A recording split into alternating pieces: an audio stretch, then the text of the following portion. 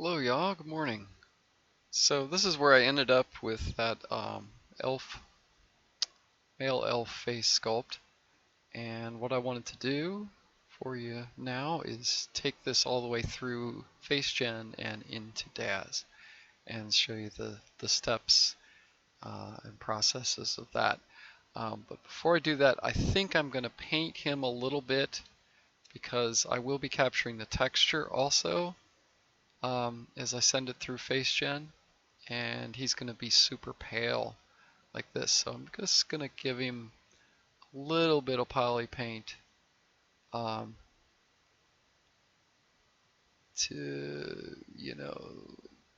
see it'll blend with some of the other textures in FaceGen. You'll see that in a second.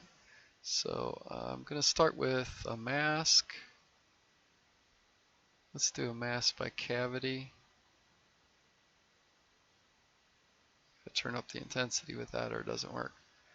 So let's shrink that and then blur it several times, reverse it, and I'll just sneak up on this. So I got a dark color loaded, I inverted the mask, I turned the intensity down, and now we're just going to fill the object.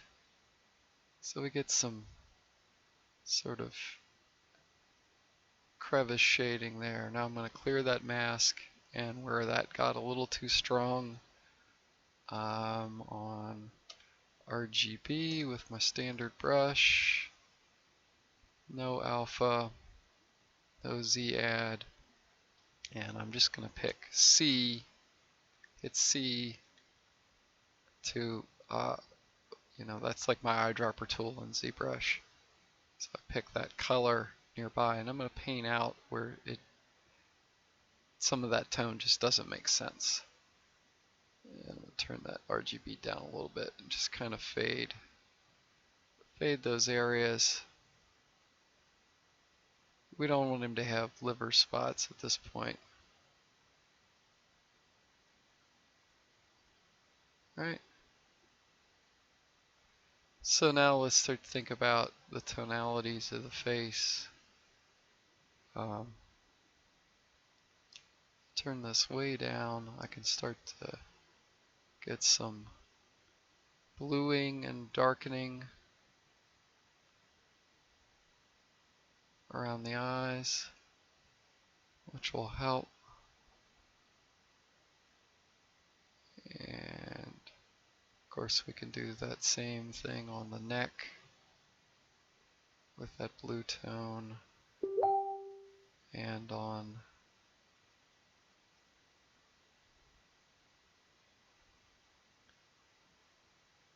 chin and jaw.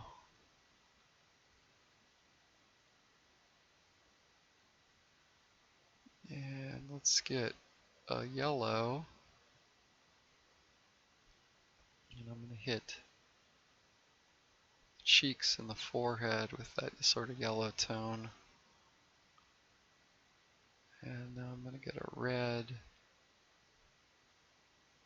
and give the lips some color, just a little bit of blush.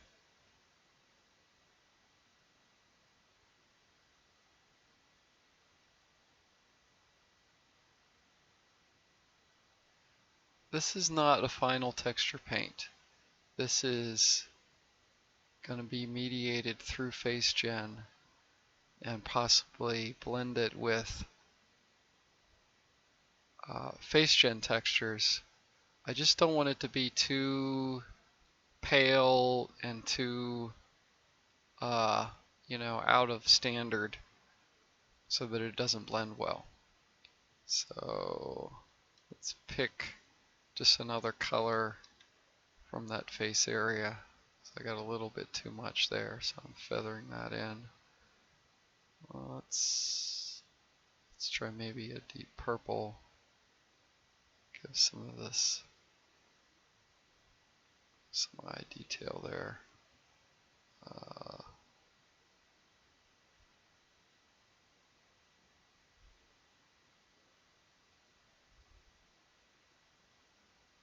some red on the, I don't know why I'm painting the ears, because the ears I'm going to have to redo afterwards, because that's not gonna happen in FaceGen. So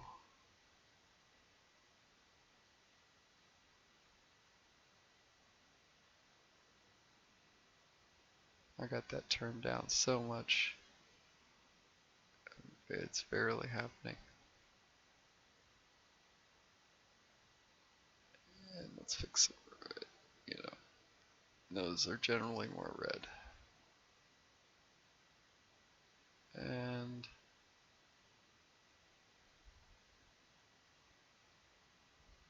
if that's too much, you just capture from nearby and paint it out.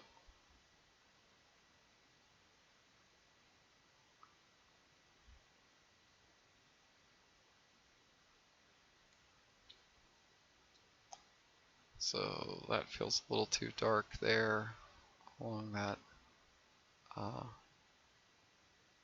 axilla line.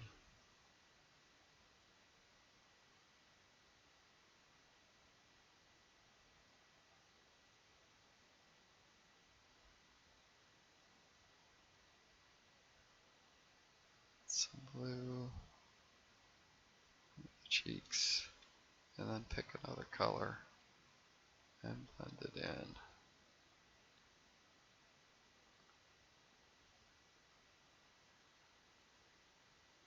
There we go. Maybe some of that purplish down in the crevice of the lip. So he still feels a little mottled from my mask. So to unify this whole thing, I'm going to pick sort of one of the lighter neutral tones. I got my RGB on 25%, so when I fill, we'll kind of sneak in that direction. And that snuck up on it. Okay, so that's a little laborious, but I think it's going to pay off a little bit for us inside of FaceGen. So now what I need to do is capture a side view and a front view and render that out. But what I don't want to have is, so I go to render properties here and I'm going to turn off my shadows because that will distort, but I am going to leave on ambient occlusion so I do get a little bit of that type of definition. And we'll render that out with BPR, best preview renderer.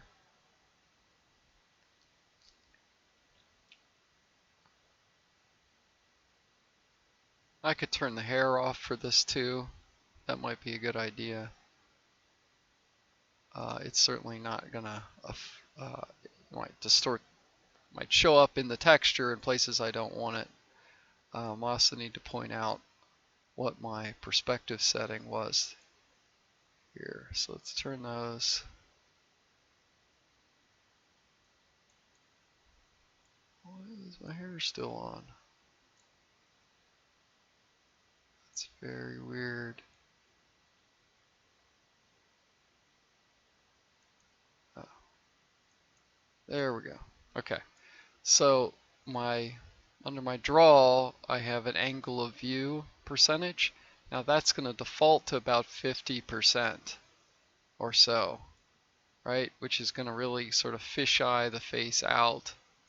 If you can't see it, here it is. Like, wow, that's a lot of fisheye, huh?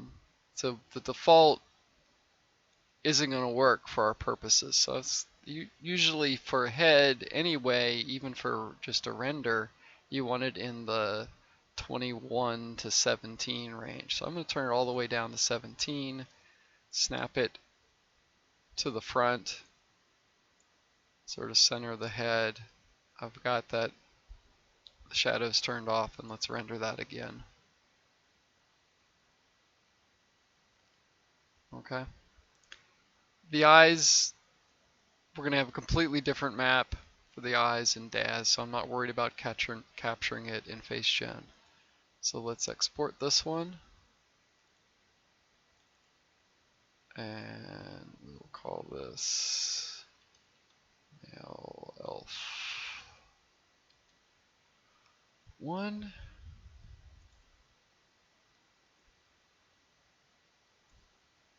And you might as well get in close to it. It'll make it easier to pick the points that we need to do. FaceGen. He's kind of got a raccoon look. I probably overdid it there. And now I'm going to snap him to the side and render again.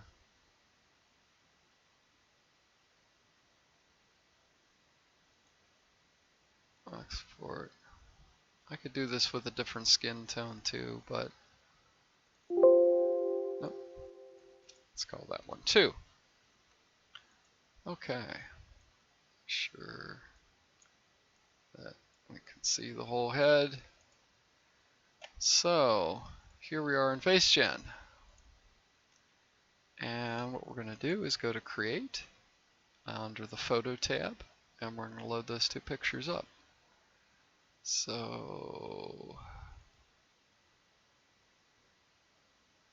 here's the first one, and the left looking one is right here. I don't need a right because I haven't really done anything out of symmetry in this. So this would only be for texture purposes. So now we go to Next, and it's going to have me start picking the points. So center of the eye, the side of the nose. So I get the arc of the nose where it's maximum going towards the outer part of the face. And then the corner of the lip, and the other corner of the lip. And gotta kind of move this up, get the chin. And where the jaw, I don't have that very well defined in this point of view, but you can kind of guess where it is on this picture, right? So if I can see any sort of transition at all, I think it's maybe back there. And this one is going to be where the zygomatic ends. And boom. So get the scallion, which is going to be the low point, and the eye corner. And this is technically the rhinon, which is where the bone ends. So that's, if I got a direction change there, I would use that. This is the tip. This is the bottom of the nose. This is the furthest to the left part of the lip, upper lip. And the same with the lower lip.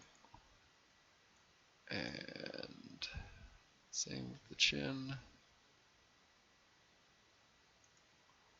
And I like to fudge this a little bit if I haven't, you know, I find if I really do, whoop, it's okay. And now we say create. What I was saying there is I kind of fudge it a little bit sometimes, where I'll put that final chin point a little further up, so he doesn't have quite such a saggy, you know, neck underneath the chin. So now you got to kind of wait this out, and it looks like it's lost, but if you just wait, it'll eventually show up. Cross your fingers anyway.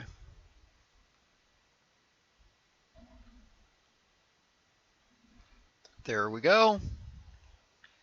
There's the face. Looks pretty good and has a lot of the uniqueness, and also you know, some of the definition that I put in from the texturing. and secondary details that I sculpted. So the first thing I want to do is go to File. Before I send it to Daz, I want to save this as a possibility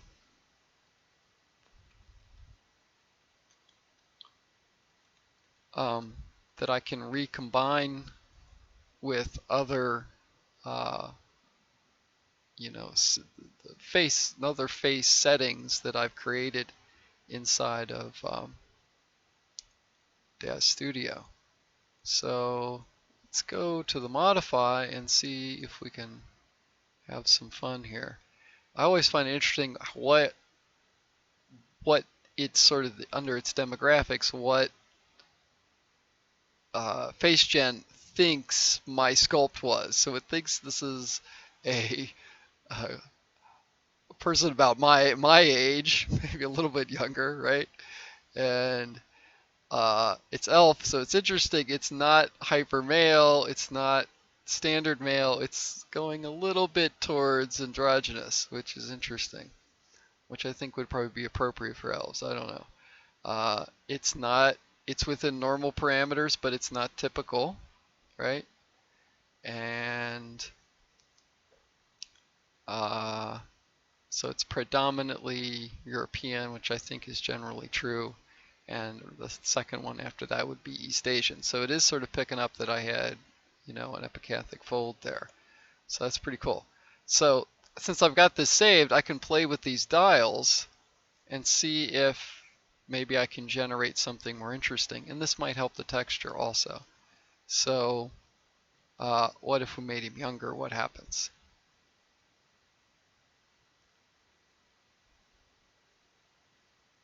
Well, what's most dramatic is the texture change, but you can see the lips raising and the eyes kind of relaxing. Somewhere in there. Yeah, I liked my sharp lips better. So I'm going to put him back to 40 there. Let's try, what does this character look like as being very male?